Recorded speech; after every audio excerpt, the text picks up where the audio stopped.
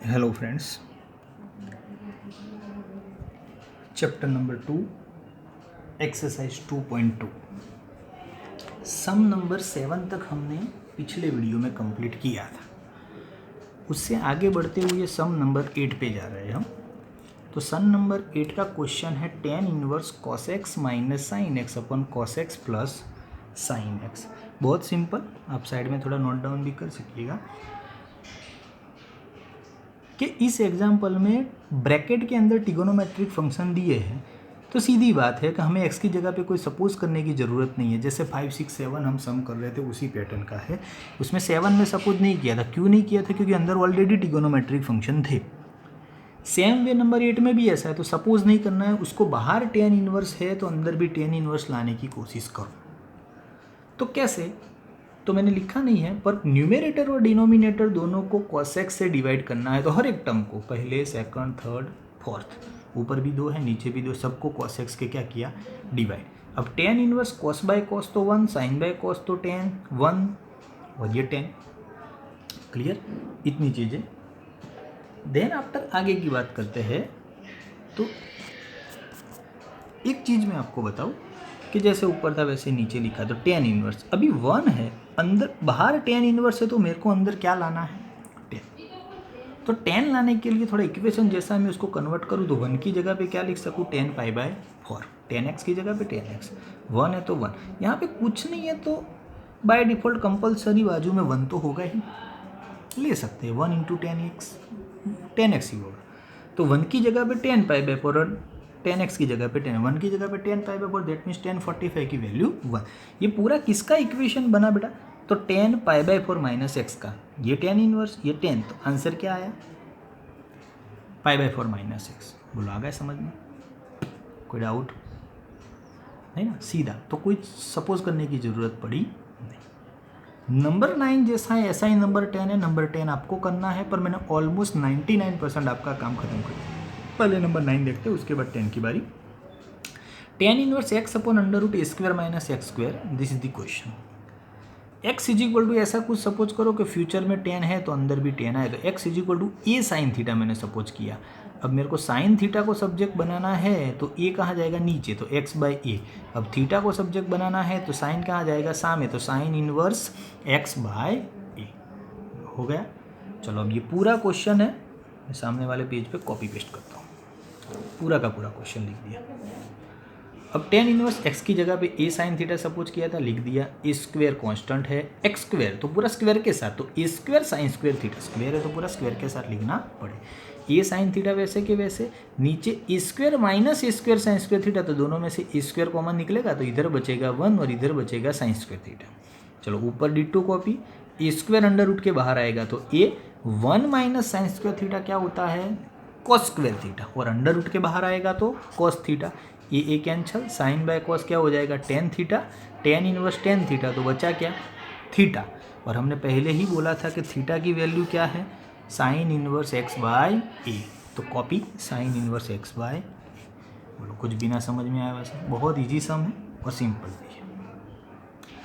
Number 10 ditto copy है, थोड़ा मैं समझा रहा हूँ किस तरह से करना है। ये तुम्हारा क्वेश्चन रहा। tan इनवर्स है तो अंदर अगेन tan लाना है, तो x की जगह पे मैं सपोज कर रहा हूँ x is equal to a tan theta. तो इसमें tan थीटा को सब्जेक्ट बनाए तो वंस अगेन साइन के जैसा आगे वाले सम x बाई ए, थीटा को सब्जेक्ट बनाओ तो tan इनवर्स x बाई ए। तो पहले आप क्वेश्चन में जहाँ जहाँ x दिखे वहाँ ए टेन थीटा लिख दो। फिर जो भी ऊपर से ए क्यूब कॉमन निकले, नीचे से भी ए क्यूब कॉमन निकले, तो कॉमन निकल के कैंसिल कर दो। और फिर जो बचेगा ये पूरे ब्रैकेट में, ये किसका इक्वेशन बनेगा पता है आपको? अब वैल्यू रखने के बाद चेक कीजिएगा। tan 3 थीटा का इक्वेशन बनेगा, tan 3 थीटा का। तो बाहर tan इनवर्स, अंदर tan, कैंसिल, तो बचा क्या? 3 थीटा। तो 3 तो कांस्टेंट है, और थीटा की जगह पे क्या लिख सकते हो? tan inverse x by. बात खत्म। तो आपका आंसर ही मैंने बोल दिया। बस इतना ही, 2 स्टेप अपने आप करने हैं, बाकी सब सेम है। बोलो, आ जाएगा समझ में? कोई डाउट? एग्जाम्पल नंबर 11, इसमें tan इनवर्स करके ये पूरा क्वेश्चन है। 2 cos 2 sine inverse 1/2, find value. हमें वैल्यू ढूंढनी है। क्या ढूंढनी है? वैल्यू। पूरा क्वेश्चन पीछे मैंने लिखा हुआ है, कंफ्यूज होने की बिल्कुल ज़रूरत है नहीं। चलो, पूरा का पूरा क्वेश्चन आ गया। tan inverse copy, 2 copy, cos copy, 2 copy. जिसकी वैल्यू जानते हो उसकी वैल्यू रखते जाओ, क्योंकि हमें वैल्यू ढूंढनी है तो एग्जाम्पल को धीरे धीरे वैल्यू के फॉर्म में कन्वर्ट करके आंसर लाना पड़ेगा। तो साइन की वैल्यू 1/2 कहाँ पे, तो 30 डिग्री पे, π/6। चलो बाकी सब कॉपी, 2 × 3 तो π/3। अब π/3 किससे जुड़ गया, cos से, तो ये दोनों कॉपी। cos π/3 तो cos 60 की वैल्यू क्या, 1/2। अगेन 2 कैंसिल तो ये 1 बचा, तो 1 किससे जुड़ गया, tan इनवर्स 1। tan की वैल्यू 1 कहाँ पे, तो π/4 पे। कम होती गई एक वैल्यू, ट्रिगोनोमेट्रिक्स, इन्वर्स ट्रिगोनोमेट्रिक्स जैसे जैसे यूटिलाइज आ गए करते गए, और वैल्यू रखना बहुत ईजी बात है, उसमें कोई कन्फ्यूज़न है नहीं। सम नंबर 12 पे जाते, बहुत छोटा सा सम, ओनली MCQ में या तो एक ही मार्क्स की उसकी वैल्यू है, ज़्यादा वैल्यूएशन है नहीं। इक्वेशन की यूटिलाइजेशन करनी पड़ेगी। कॉट ये तुम्हारा क्वेश्चन है, फाइंड दी वैल्यू। कॉट को कॉपी किया है, पूरा का पूरा क्वेश्चन अगेन लिखा। टेन और कॉट की पेयर, और जब दोनों एंगल सेम हो, तो मैंने अगले के वीडियो में एक इक्वेशन आपके बताए थे कि नंबर शायद 3 या 4 नंबर का, उसमें 3 की पेयर थी कि अगर दोनों पेयर में दोनों के एंगल सेम हो, साइन कोस की पेयर हो, टेन कॉट की पेयर हो और सेक कोसेक की पेयर हो, एंगल सेम है, तो सीधा आंसर क्या आएगा, π/2। π/2 का कनेक्शन कॉट के साथ, कॉट π/2 क्या, 0। Simple easy. उसी का रिपीट यूटिलाइजेशन 14 में। आप सोच रहे हो 13 क्यों नहीं आ गया, 13 थोड़ा लेंदी है और समझने लायक समय, और 14 12 के इक्विवेलेंट था, इसीलिए अब डायरेक्टली 14 ले लिया। 13 में ही कराऊंगा, पर नेक्स्ट वीडियो में दिखाऊंगा, तो आपको कन्फ्यूजन ना हो। 14 अगेन, इफ़ ये क्वेश्चन है हमारा पूरा इज इक्वल टू 1 करके, पूरा क्वेश्चन साइन ब्रैकेट में sine inverse 1/5 plus cos inverse x is equal to 1। Find the value of x, हमें x की वैल्यू ढूंढनी है। क्या ढूंढनी है, x की। चलो ऊपर का क्वेश्चन पूरा का पूरा कॉपी। चलो इधर साइन है, ब्रैकेट में कुछ भी हो, सामने 1 है, तो दोनों तरफ साइन लाने के लिए 1 की जगह पे मैं क्या लिख दूँ, नहीं, साइन π/2, तो इधर भी साइन उधर भी साइन हो गया। चलो ये पूरा का पूरा ब्रैकेट अगेन लिख दो। अब साइन π/2, साइन साइन कैंसिल हो जाएगा आमने सामने, तो इधर भी क्या बचेगा, π/2।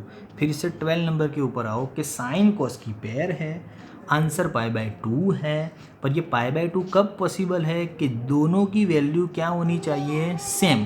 तो आपको देख के ही पता चल गया होगा कि भाई x की जगह के 1/5 आएगा, तभी ये इक्वेशन सेट बैठता है, और हमें वैल्यू x की ढूंढनी है, तो x इज इक्वल टू 1/5। हो गया क्लियर, इतना ही करना था। और ये मैंने इक्वेशन आपको रिमाइंड करने के लिए भी लिखा है कि sine inverse x plus cos inverse x is equal to π/2। दोनों की पेयर में दोनों का एंगल सेम हो, तो आंसर क्या लिख सकते हैं, π/2। इसीलिए यहाँ पे 1/5 है, तो यहाँ पे भी क्या होना चाहिए, 1/5। तो आ गया 14 तक समझ में। और भी कोई डाउट हो तो मेरे को कॉल या मैसेज करके बता सकते हो। नंबर 13 बाकी, और बाकी जो एग्जाम्पल रह गए वो नेक्स्ट वीडियो में हम कंटिन्यू आगे देखेंगे। Thank you.